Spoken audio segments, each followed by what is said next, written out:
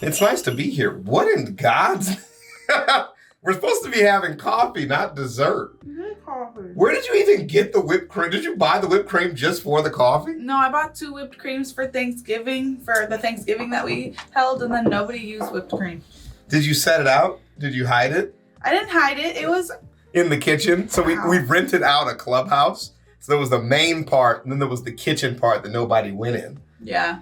So were you hiding it in there unintentionally? If you looked for it, you would have found it. Those who seek shall find. That is a good way to use it. What is that in Leviticus? I like that. Hello. Hi. I'm alive. What up, Hopiskins? It's your girl Skitten, back at it again. It's nice to have you here, husband. Bone Daddy, but yeah. Bone Daddy. It's on the cup. I know it's on the cup, but I'm not going to call you That's Bone what people Daddy. outside call me. Who? They do. Who's out here calling you Bone Daddy? It's hilarious. Let me catch him. Isn't it funny? Let me catch him. Unironically. You call him my man, Bone Daddy? Yes, You they trying do. to fight. And I am. You What's trying up? to fight. Here for Lindsay Nikole. Ready to learn something. We're finally on the next installment of the history of the world. As we know it. You did it wrong. That was close. Where's my pen? I had a pen up It's here right for here. taking I've been notes. spinning it. Don't worry. It's the pretty one with the thing on it that I bought you. Huh? Okay, so the last one that I have is the Permian period. Seeds! I said it like that because it was in all caps. Okay. Kermit tops. Yeah, nice. 8 babies. Who did that? Orthocansis. Nice, nice. And they ate their babies, I guess. I hope you guys are doing well. Hope you guys are staying safe and sanitized. We're here for the Triassic period that we know of. I'm super excited to see what this video has in store for us. So without further ado, let's go ahead and get started. All right, let's learn something. Hello. Long time Hello. no see. How have you been? What's new? Have you seen any cool birds lately? I have. I saw a hummingbird sitting down right outside my window the other day. Never seen that before. They're always in motion when I see them. So that was pretty cool. I literally okay? have not seen a single bird since winter started. The geese have already moved on from us. We have geese across the street, but they're already gone. I've seen the pigeons shitting on my car. But I haven't seen the pigeons. I've just seen the shit. Oh, I guess you're right. I haven't So, seen the pigeons. That's what I'm saying. What's going Yeah. on? Maybe it's maybe it's a person. Maybe it's just this person just throwing shit on our car. What's arguably even cooler is that we have finally arrived at the Triassic period, Yeah! which lasted from 252 to 201 I want to read. million I'll years write ago. that down. 252 to 201. I'm way ahead. Triassic. It's large, like your mother's bum. Jesus. Heyo. Mom butt jokes. Ass. Get it? Triassic. It's got ass in there. There's something to work there. And it's 252. 201. 201. Mayas.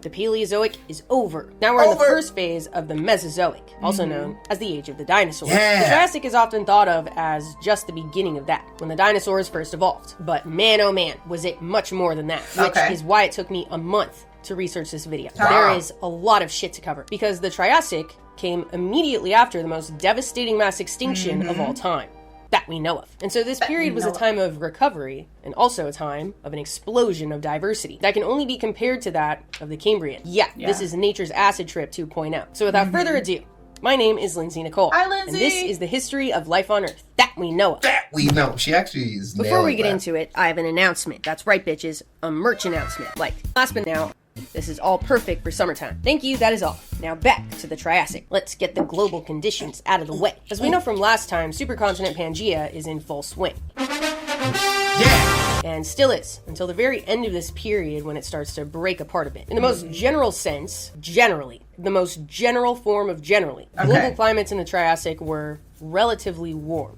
with little to no ice at the poles, and went from drier to more humid as time went on and Pangea started to break apart. Usually at this point, I maybe go more in depth on those points, set you up with some necessary context before we get into life of the Triassic. But this time it's a little bit different because of the mass extinction. We've covered periods that have followed mass extinctions before, i.e. the Silurian following the Ordovician, the Carboniferous after the Devonian. But neither of those were as catastrophic as the mass extinction that came right before the Triassic. You probably remember they call it the Great Dying, for good reason. 90% of all species went extinct and up to 96% in the oceans. Wiped out. This wasn't just gaps in the food web that needed to be reoccupied. This was entire ecosystems destroyed, from bottom to the top, completely obliterated, all over the world. This was a global reset, using the bits and pieces that were left barely hanging on by a thread. A good friend of mine, who you might know as Paleoanalysis, has covered the Triassic on his own channel from a few different angles. And he's also working on his own History of the Earth series that I highly recommend checking out. It is sick. So I figured it would be best. So maybe we can take a pit stop after we're done. Yeah. Yeah, maybe, do a little stop, look a looky-loo, as they say. This is so exciting. I just would like to remind y'all that all of this is new to me. This is all, I didn't learn about any of this shit. I don't even, I know Jurassic.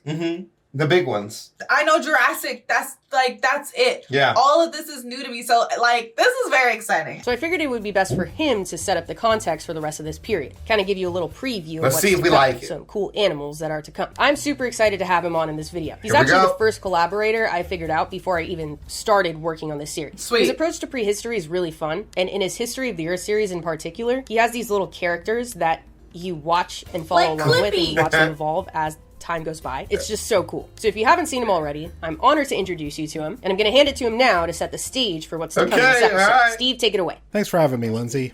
Hi there. I'm Steve from Paleoanalysis. Hi. Now, Lindsay's already talked about... I'm Chavez. That's Skitten. This is us learning things we've never known before.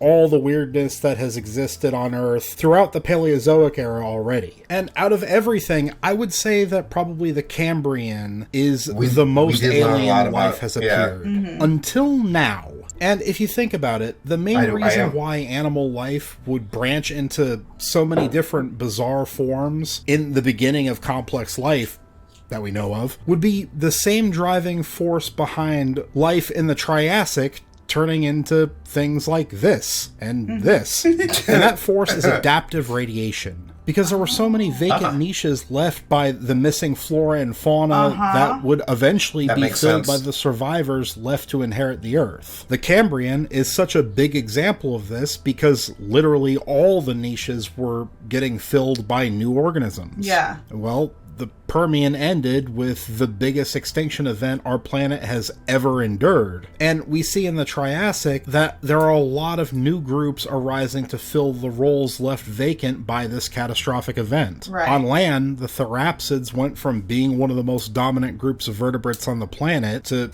being a shell of what they used to be, with one of the largest ones left being the roughly dog-sized Muscarinus, which was the last of the Theracephalians. Now, the reason why the synapsids probably went this route, getting smaller, was because the post-Great Dying world was probably far less suited to endothermic mammal-like animals. Right. During the first half of the Triassic, the majority of the land was mostly hot and arid. But as it turns out, this environment happens to work out much better for animals that get a large portion of their energy directly from the sun. And as a result, it is the reptiles that undergo the most adaptive radiation. And see, I like that build-up because we all knew it was reptiles before he said reptiles. So even though he's breaking down this alien world, he's still giving us little bits and pieces that we can understand in here. Yeah. You know? In this time. Now, when we talk about modern reptiles, we normally think of lizards, snakes, turtles, and crocodilians. And the tuatara.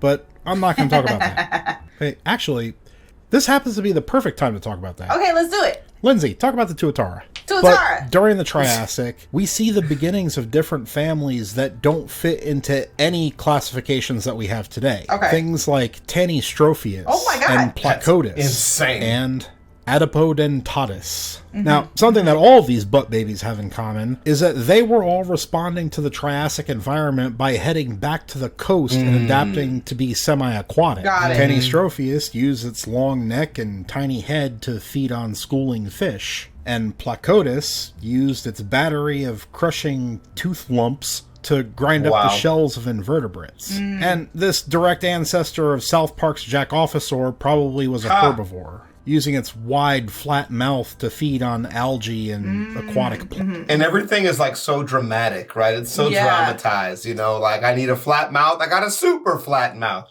I need a long neck, I got a super long neck. Like they're not half-stepping.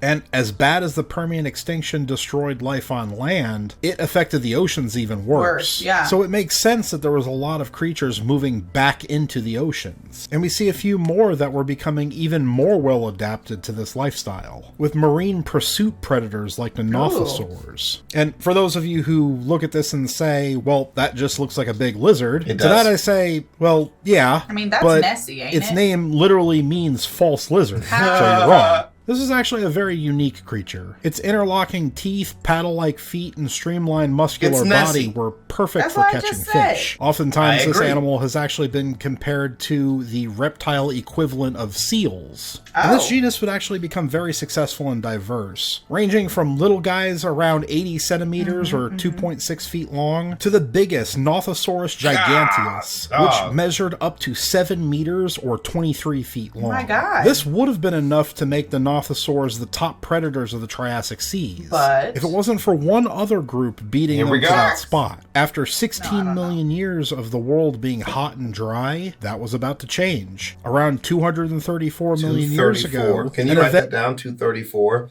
Known as the Carnian Pluvial episode would begin. I don't know how you would spell that. So maybe we shouldn't have wrote that down. Pluvial? Carnian pluvial? Yeah.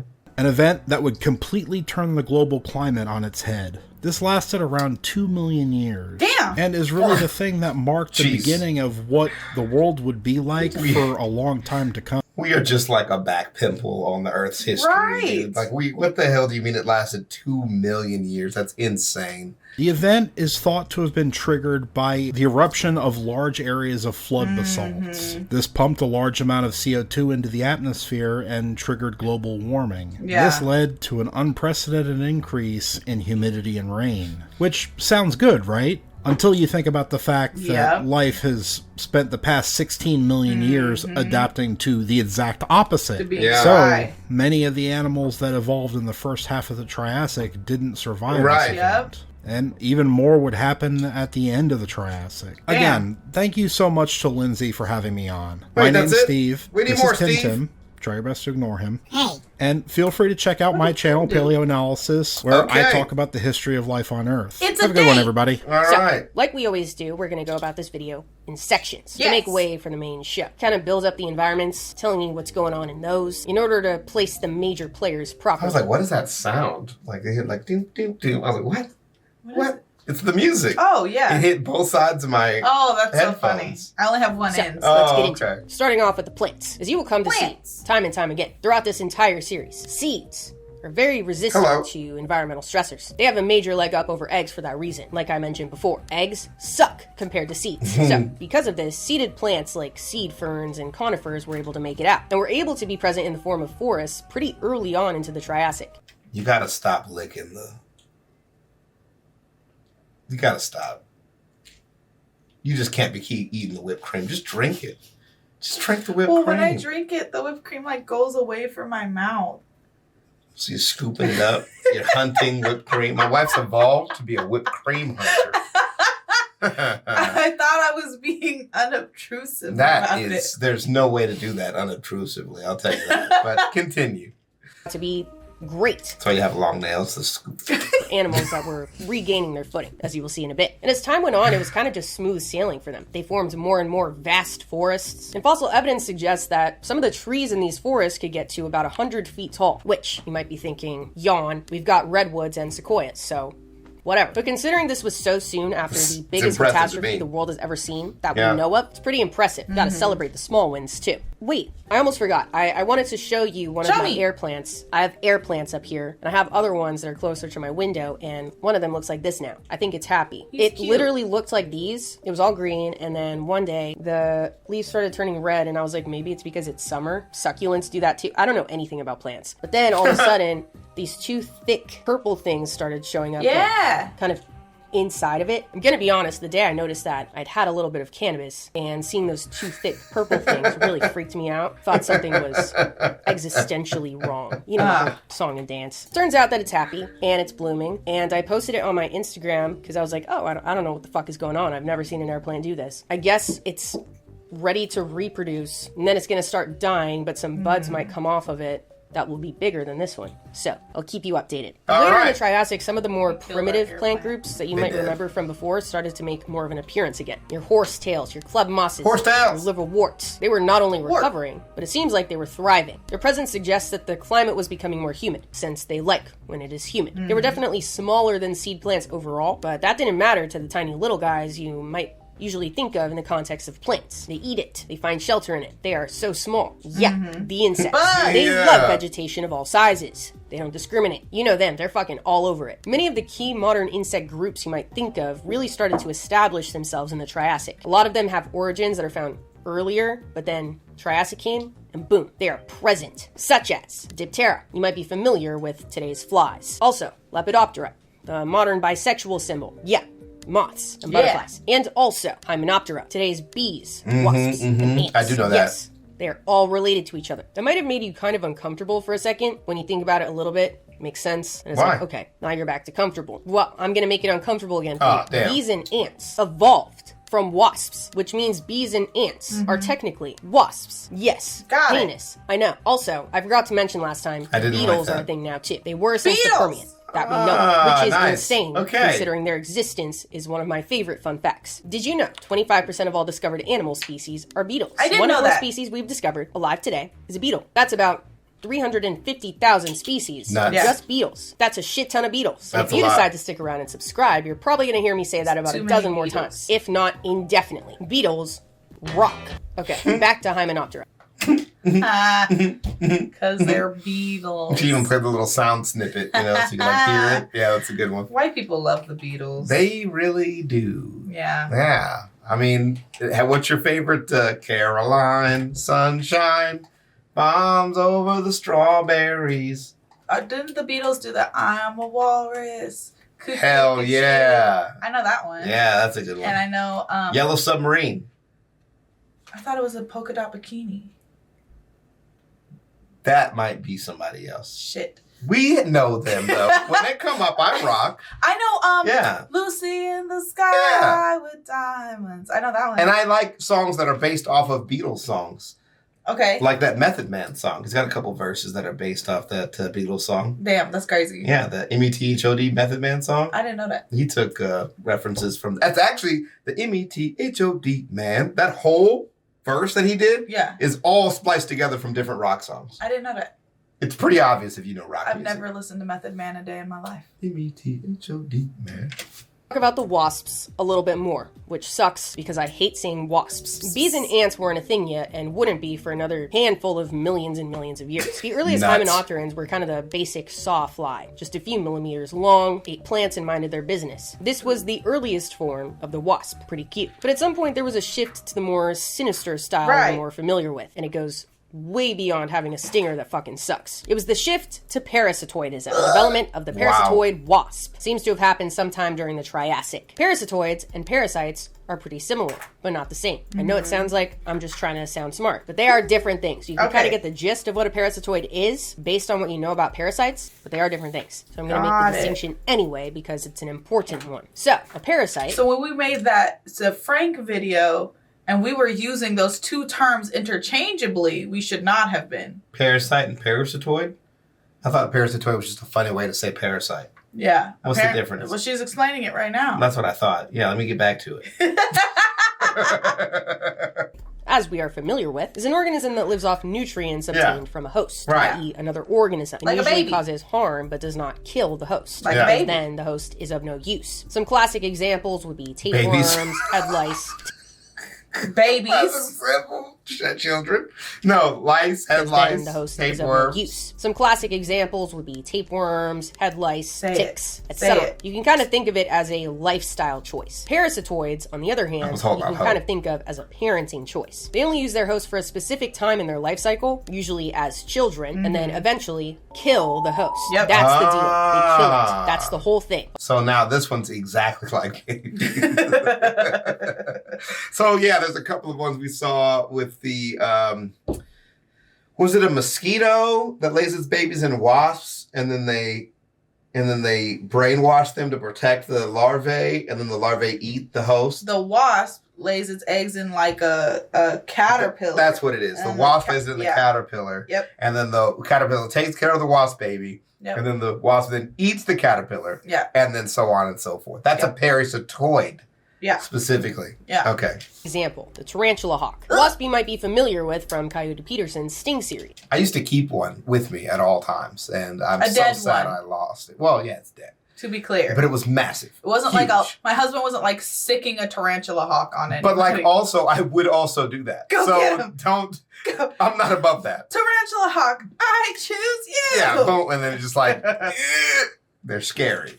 The wasp stings a tarantula, paralyzing it. Not killing it, but paralyzing it. Lays eggs on it. The eggs hatch. The larvae eat the paralyzed tarantula alive, taking nutrients from it and also eventually its life. Nice. That's what parasitoids got going on. Usually parasitoids people talk about are parasitoid wasps, Yeah. but they can also be things like worms. There's a worm for everything. Like the horsehair worms that we talked about in what is this series. So to summarize, parasites are usually a lifestyle choice and don't kill the host. And parasitoids are usually a parenting choice and do kill the host. And parasitoid wasps seem to have evolved sometime in the Triassic. This became the dominant lifestyle strategy for hymenopterans until bees and ants evolved, and remains the dominant lifestyle strategy for wasps to this day. But luckily, that does not include yellow jackets and hornets. They're not parasitoids, their stings just suck. Another major development that happened for hymenopterans as a whole was the development of the snatched wasp waist. The first and second segments of the abdomen became constricted, which allowed for greater flexibility and maneuverability, and it's thought to have played a huge role in the diversification of wasps as a whole. Alright,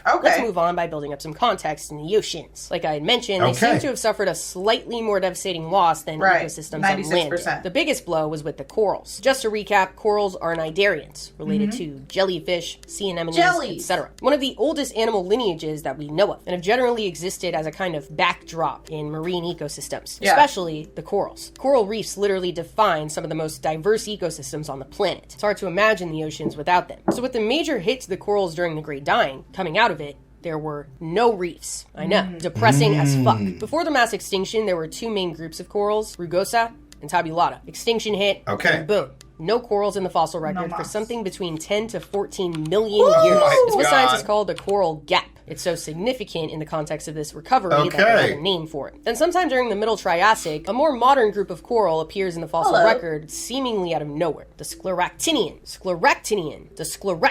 corals. Where they came from, scientists don't know. They could have evolved from Rugose corals that somehow survived the mass extinction, or evolved from some anemone-like ancestor. But their origin remains a mystery due to the elusive coral gap. Remember, this was a time of innovation due to devastation, Croatian, crustacean, cetacean. It was a time of spreading out, rebuilding ecosystems quickly. And so in many groups, the survivors developed new abilities that can be seen in their descendants today, like new predatory strategies, like within gastropods that we know and love today as snails and slugs. Their Triassic relatives developed the ability to drill through the holes of their prey, allowing them to feed on the soft, delicious flesh inside. There were also some new abilities with the malacostricans that we know and love today as crabs, lobsters, shrimp, etc. Some of their ancestors developed the ability to snip through hard skeletons. Many malacostricans today love doing shit like that. What about vertebrates in the water, i.e. fish? I'm gonna be honest, they don't really come up a lot in general Triassic context. They're acknowledged very briefly, like, yes, there were fish. But luckily I did manage to find one formidable species to show you. A species that was described pretty recently in 2017 made news because their presence so early in the Triassic was unexpected. Bergeria americana. Sounds like mud. Bergeria americana. One of the earliest marine apex predators following the mass extinction that we know of. This fish was a clear-cut predator. The fossil had 3 rows of sharp, 2-centimeter long teeth in their massive jaws. And scientists have estimated they would have been about 6 feet long, which, again, I know, doesn't sound crazy. Some of you are probably 6 feet long. But in terms of... Shut up.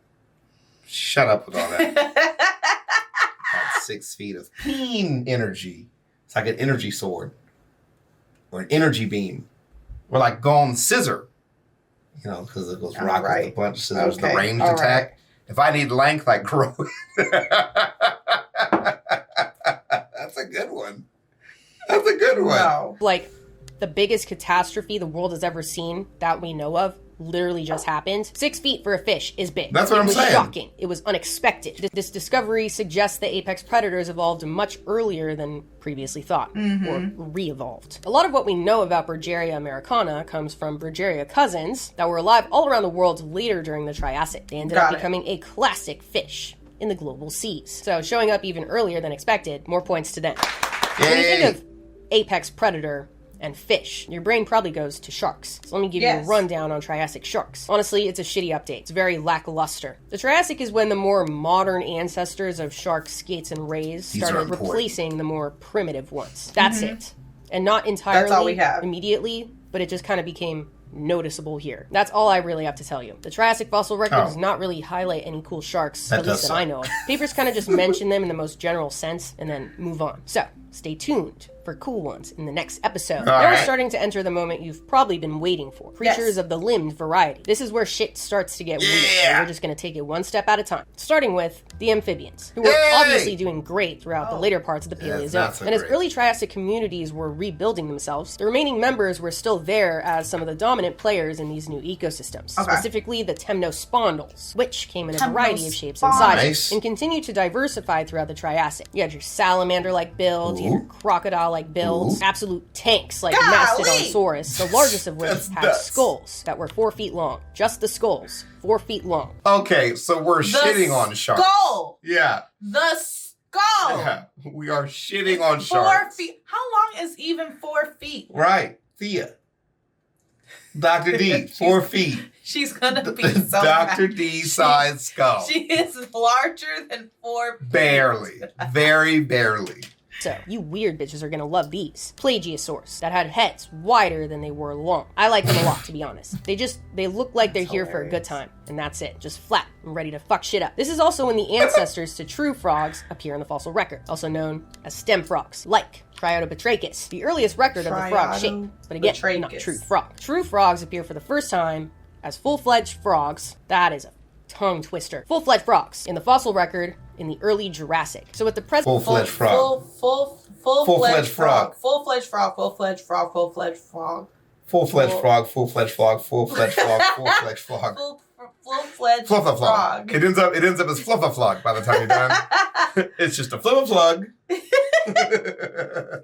Presence of Triadobatrachus in the Triassic. It's safe to say they evolved sometime in the late Triassic that we know of for now. Who knows? It could always be earlier. So, remember in the Permian, I talked about this kind of tug of war that has been going on between synapsids and sauropsids since they first really established themselves, and has gone on to this day. In the Permian, the synapsids had the upper hand. Their diversity was nuts, and they consisted of some of the largest and most dominant species in terrestrial ecosystems that we know of. Now, knowing what we know about the age of the dinosaurs, specifically from mainstream media, it probably won't surprise you to find out that throughout the Triassic, the sauropsids started to get the upper hand. Both groups experienced big developments in locomotion, growth rates. The average size of both groups was larger in the Triassic than it was in the Permian, but the sauropsids took over nonetheless. That will be very clear by the end of this video. Let's start with the synapsids, the ancestors to mammals. Our story kind of left off on them in the Permian, on Lystrosaurus in particular. They, along with other synapsids, were luckily able to make it out of the mass extinction and paved the way for some developing traits that were moving closer and closer to what we think of as mammals today. Something they were obviously completely unaware of and was irrelevant to their existence. We are also moving closer and closer to a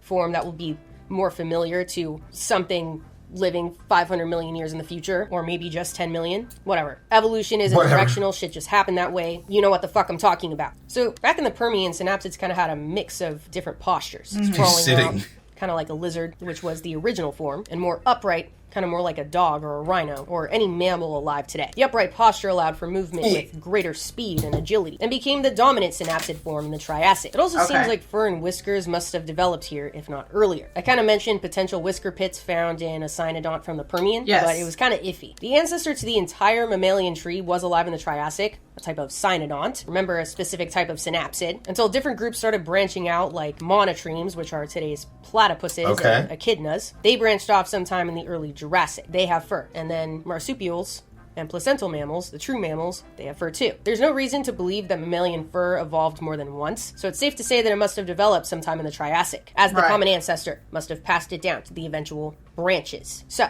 a lot of cynodonts in the Triassic are reconstructed with this in mind, resulting in something like this. Diademodon. Kind of looks like a mix between a dog and a wombat. Yeah, Also, I like their name. I like that. Diademodon. Sounds like Doug Dimmadome. My name is Doug Dimmadome, owner of the Dimsdale Dimmadome. Diademodon was alive between the middle to late Doug Dimmadome?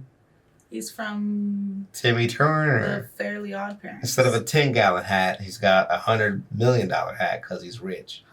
Right, yeah. My name is Doug Dimmadome, owner Texas, of the Dimsdale Dimmadome. Diademodon was alive between the middle to late Triassic period and got to between 3 to 6 feet long. They had robust skulls with large canines and closely packed cheek teeth, which indicates they were probably herbivores or carnivores. Which reminds me, I had something I wanted to say, but I didn't know where to put it, so I guess I'm going to put it right here. I don't know if your brain works like mine, but when I think back to how I viewed animals as a kid, I guess I kind of thought of plant eaters as like the basic form, and then the meat eaters as the more advanced form, which led to a kind of foundational assumption that meat eaters must have evolved from plant eaters, or herbivores are the original trait and carnivores are the derived trait. Well, that's not really the case at all. And actually, not even close. Any of you? I kind of was just like, there's plant eaters and there's meat eaters. So there was like a daddy plant eater and there was a mommy meat eater. I see. Yeah. Okay. Okay.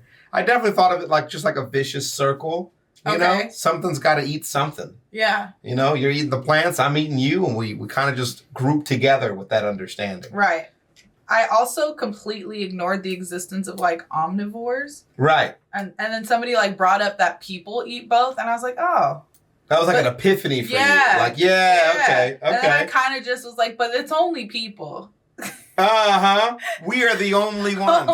Now, I definitely had to learn that there were more omnivores than I thought. I definitely did think there were more animals were either one or the other. Yeah. And when I'm like, they're like, no, man, like monkeys and chickens and birds, and they eat seeds and other birds. Like, which reminds me that last year I was talking to my dad, to my parents, and I was like, sometimes deer be eating birds. Right. And my dad was like, no, they don't. No, they don't. I said, yes, they do. I just watched a video on it and blah, blah, blah, blah, blah. And he was like, well, just because a video told you doesn't mean it's true. And so I said, look it up. And that man said, Alexa, do deer eat birds? And Alexa said no. Alexa said, no, they don't. And then I looked it up and I showed him. And anyway, deer are also omnivores, kind of.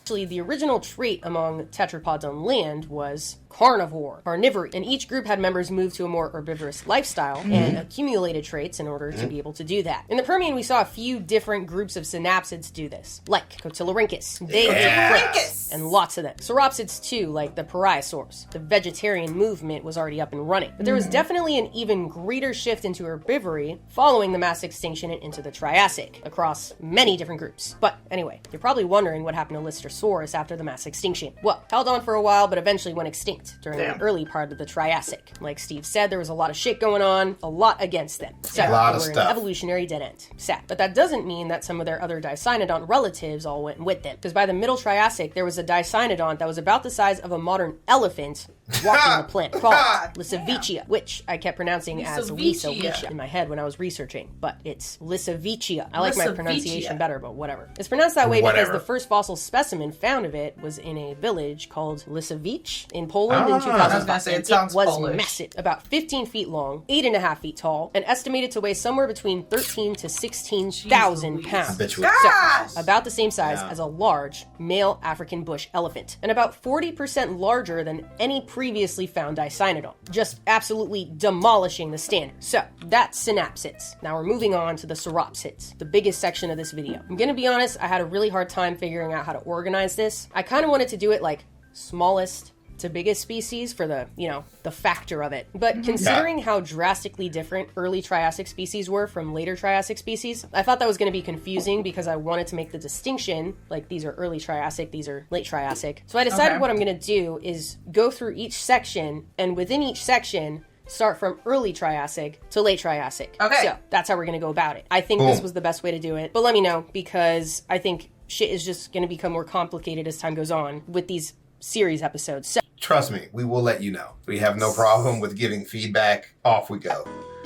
All right. I'm going to let you in on a little behind the scenes insider scoop. The outline for this video was so long that I realized that I was going to need 2 days to film it. So I already set aside 2 separate days. This is day 2. And then day 1 went much worse than planned. So yesterday when I was filming, I got all the way up to like fish. I want to say fish or sharks. I went from the introduction all the way to fish, and that took me a while. And then I realized, I looked at my camera, and it said it wasn't recording anymore, so I was like, holy shit, when did it stop recording? Like, maybe there was a storage issue, so I went back and saw that it cut off at wasps, and I was like, fuck. So the whole thing from terrestrial invertebrates to the fish, or even further than that, maybe amphibians, was just gone. So I was like, oh my god, I have to redo that whole thing. So I did that, and then I stopped my day at the end of the synapsids. So I was like, I'm done. I need to pick up in a better mood on a better day.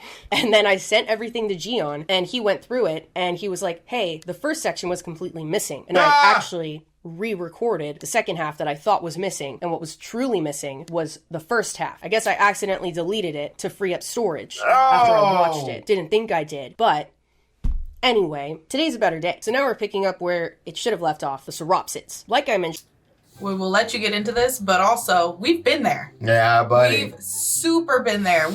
I used to have this issue, and my husband never had the issue, so he didn't know what I was talking about. Where the screen recorder would record the audio, but not the visual. It would start out the first couple seconds, then the rest of the video would be black. I remember there was one day I was feeling so good. I shot like 8 videos in a day. I went to go edit them, and I think only 3 of the videos were usable. And then I tested it on hundreds of videos the next night. And it never happened to him. Not a single time did it happen to me. And so then I was like, oh, okay, it's just fixed. I was like, it's fixed, and it was just a random glitch, and then it happened to me again. It happened to me again, and so to this day, I refuse to mass shoot videos. It doesn't happen. I will shoot 3 or 4 videos a day, and then I'll edit those, but I refuse. I'm not. So kudos to Lindsay, to you. I'm like talking to Lindsay like she's here, which if you are here, hello. But like kudos to Lindsay for continuing on. Because, like, honestly and truly, I would have been like, you know what? I'm going shopping. I'm taking myself to dinner and dessert. Before Lindsay gets into this next section about sauropsids, we're actually going to take a break. We're going to split this into 2 videos. Because my husband and I are certified yappers, and this video is very long. Right. So I really hope that you guys enjoyed it. I did. Stay tuned for part 2. It's coming out very, very soon. We're shooting it like right back to back. Don't worry. We're shooting it back to back, but it's just split into 2 videos. Right. Again, because like we just told you. Her talking about it reminded me. I was like, we just told you why this is happening. We just told you. Anywhoozins, don't forget to leave your action requests and recommendations down in the comments below. I am reading, I am looking, and I'm kind of disappointed. Where's the juicy stuff? Come on. And other than that, peace out, Ho Biscuits. It's Skittenlit.